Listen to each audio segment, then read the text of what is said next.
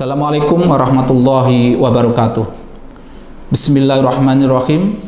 Alhamdulillahirabbil alamin. Wassalatu wassalamu ala asrofil anbiya wal mursalin sayyidina wa maulana Muhammadin wa ala alihi wa ashabihi ajma'in.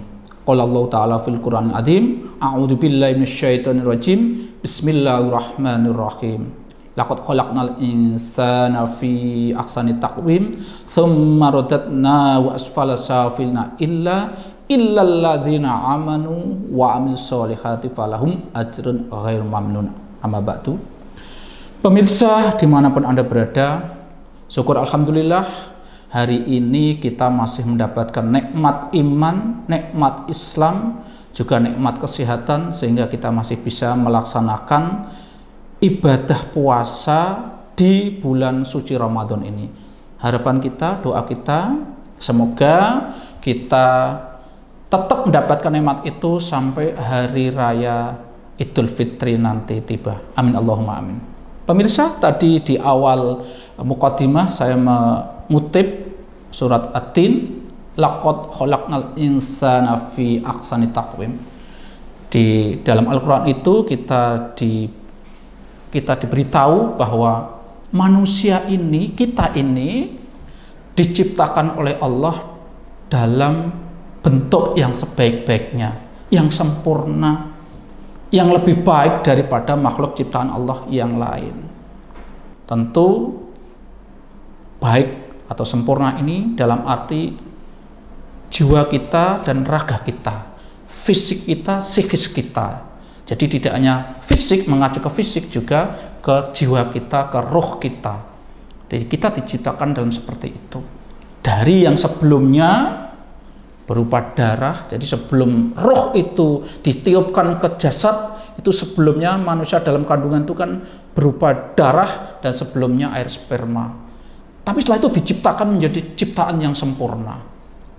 Cuma kita diingatkan, kita yang sudah baik, kita yang sudah sempurna tadi bisa jadi dikembalikan menjadi yang tidak baik. Summa radadnahu asfala safilin, dikembalikan ke posisi yang rendah serendah-rendahnya, seperti sedia kala ya tadi sebelum dicipta jadi manusia. Nah, kenapa potensi itu diingatkan pada kita? Karena potensi itu memang ada. Selama manusia ini hidup di dunia, ada nafsu-nafsu yang menyertai kita, yang menjadikan kita itu akan terjerumus dalam jurang yang dalam tadi. Ada nafsu amarah. Nafsu amarah itu akan cenderung mendorong kita berbuat tidak baik, akan cenderung mengajak kita menjauh dari Allah. Ini nafsu amarah ini akan menjatuhkan diri kita dari yang sudah baik menjadi tidak baik. Juga ada nafsu lawamah. Nafsu lawamah itu adalah nafsu yang akan membawa kondisi diri kita menjadi galau, tidak tenang, ya, gelisah. Karena apa? Kita selalu dalam penyesalan, menyesal karena mengapa kemarin tidak melakukan sesuatu yang baik, kenapa ketika hidup kita tidak melakukan sesuatu amal yang baik. Nah, ini maka diingatkan oleh Allah, kita bisa jadi dalam awalnya baik menjadi tidak baik tadi. Kemudian kita diberitahu juga, di At-Tin juga, bahwa yang akan mengalami itu tentu tidak semua manusia akan mengalami seperti itu. Di situ dikatakan illal ladzina amanu wa amilus solihat. Jadi kecuali orang-orang yang beriman kepada Allah, juga kepada orang-orang yang berbuat amal-amal baik atau amal soleh. Di sini pemirsa, saya akan mencoba mengaitkan antara awal kejadian manusia tadi, proses kita di posisi turun tadi, dengan puasa. Puasa itu adalah sebuah ibadah yang itu dilaksanakan oleh umat-umat sebelum kita juga, sebelum umat Nabi Muhammad ini. A'udzubillahi minasyaitonirrajim. Bismillahirrahmanirrahim. Ya ayyuhalladzina amanu kutiba alaikumusyamu kama kutiba alal ladzina min qablikum. Jadi di situ dijelaskan bahwa puasa ini juga sudah disyariatkan kepada umat sebelum kita, kama kutiba 'alal ladzina min qablikum. Jadi umat sebelum kita juga sudah disyariatkan. Juga tidak hanya umat-umat agama samawi, yaitu agama yang berdasarkan wahyu Allah. Juga agama yang di luar agama samawi pun mereka mengenal puasa. Jadi puasa ini memang luar biasa dan umat manusia berbagai agama pun melaksanakan puasa ini. Kenapa? Nah ini pertanyaan yang perlu kita jawab. Karena puasa itu intinya adalah dengan puasa meskipun mungkin secara teknis berbeda, secara syariat berbeda mungkin, tapi intinya kalau puasa itu adalah di mana dalam puasa ini kita ada proses untuk mendidik, mengajari nafsu yang awalnya tadi yang tidak baik untuk menjadi baik.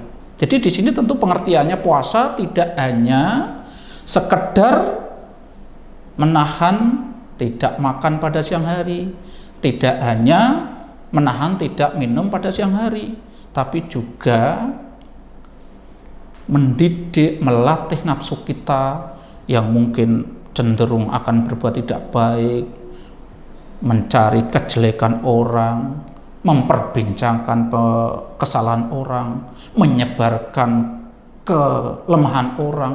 Itu kita tahan nafsu-nafsu yang tidak baik itu untuk kita ajak, kita arahkan untuk yang baik. Di sini kita harap yang kita target adalah nafsu yang tidak baik menjadi nafsu yang baik atau nafsu mutmainah. Nafsu mutmainah itu intinya adalah nafsu ini mengajak diri kita untuk selalu berbuat baik.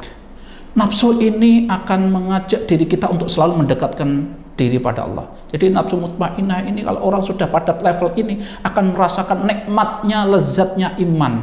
Jadi iman, ibadah kita pada Allah itu kita rasakan sebagai sebuah kenikmatan.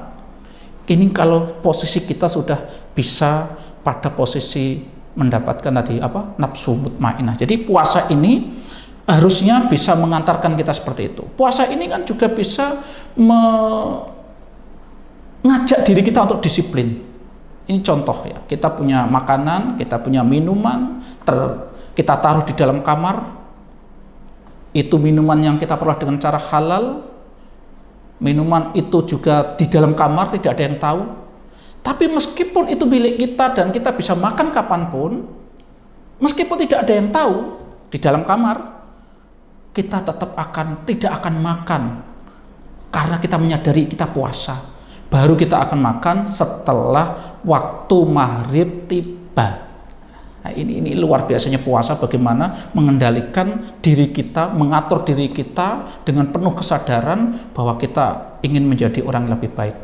Karena itu kemudian Atin menyampaikan tadi illal ladzina amanu wa amilus sholihat falahum ajrun ghairu mamnun. Maka orang-orang yang seperti itu, yang setelah mampu membawa dirinya ke dalam kebaikan, orang ini akan mendapatkan pahala yang tidak putus-putus.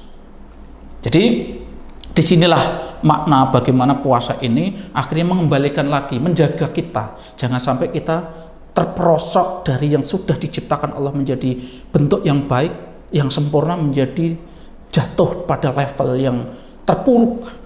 Disinilah puasa itu menjadi sangat urgent melatih kita. Jadi intinya kalau kita mengatakan bahwa nanti menyambut Idul Fitri itu adalah hari kemenangan, Idul Fitri itu adalah hari raya kemenangan, itu kemenangan itu kita capai manakala selama puasa ini kita mampu mengendalikan, mampu mengajari, mampu mengarahkan nafsu kita dari yang tidak baik menjadi baik karena dilatih selama puasa.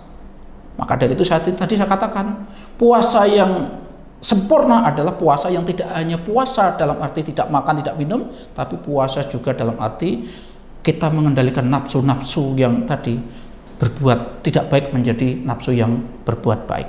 Dan ini harapannya tentu pemirsa, tidak hanya kita lakukan, tidak hanya kita jaga selama bulan Ramadan. Begitu Ramadannya sudah selesai, kita sudah mencapai kemenangan, sudah bulan Syawal, bukan terus kita kembali ke seperti sedia kala. Yang kita harapkan tentu pembelajaran selama puasa ini akan terus kita bawa terus dalam hidup kita. sampai nanti suatu ketika umur kita dibatasi, ketika kita sudah nyampe ajal, kita dalam posisi nafsu yang menyertai kita adalah nafsu yang baik, diri kita adalah orang yang selalu bisa menikmati lezatnya iman yang tadi saya sebutkan tadi. Kita tentu akan sangat bahagia sekali, kita akan bersyukur sekali, dan ini tentu menjadi harapan kita semuanya ketika kita mati dalam kondisi yang husnul khatimah, sehingga kita akan bahagia ketika nanti kita itu akan dipanggil oleh Allah seperti dalam surat Al-Fajr, a'udzubillahi minasyaitonirrajim, bismillahirrahmanirrahim, ya ayyatuhan nafsul mutmainnah irji'i ila rabbiki radiyatan mardiyah. Kita akan disebut oleh Allah sebagai jiwa-jiwa yang tenang. Kita diminta untuk kembali kepada Tuhannya. Jadi kita itu dikategorikan sebagai orang yang kembali kepada Allah dengan posisi kita ridho, hati kita senang, bahagia, juga kita mendapatkan ridho dari Allah. Jadi radiyatan mardiyah tadi. Nah, mendapatkan ridho dari Allah itu adalah, menurut saya, adalah prestasi yang luar biasa. Puncak dari keberhasilan kita adalah manakala selama hidup ini kita mendapatkan ridho dari Allah. Nah, kemudian di sini dalam surat tadi disebutkan fadkhuli fi ibadi wadkhuli jannati.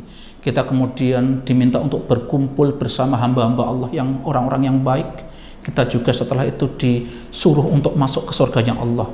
Nah, di surganya Allah ini adalah bentuk dari ridhonya Allah kepada kita.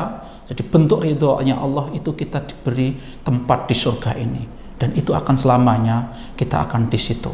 Jadi itu menurut saya hakikat kemenangan kita, kemenangan sejati kita dari puasa yang kita lakukan manakala tadi kita bisa mengendalikan nafsu, mengarahkan nafsu dari nafsu yang tidak baik menjadi nafsu yang baik, yang nafsu yang mutmainah. Itu saja pemirsa yang bisa saya sampaikan. Kalau ada yang salah itu murni datang dari saya, kalau ada yang benar itu semuanya dari Allah Subhanahu wa taala. Ihdinas shiratal mustaqim, wallahu muwaffiq ila aqwamit thoriq. Wassalamualaikum warahmatullahi wabarakatuh.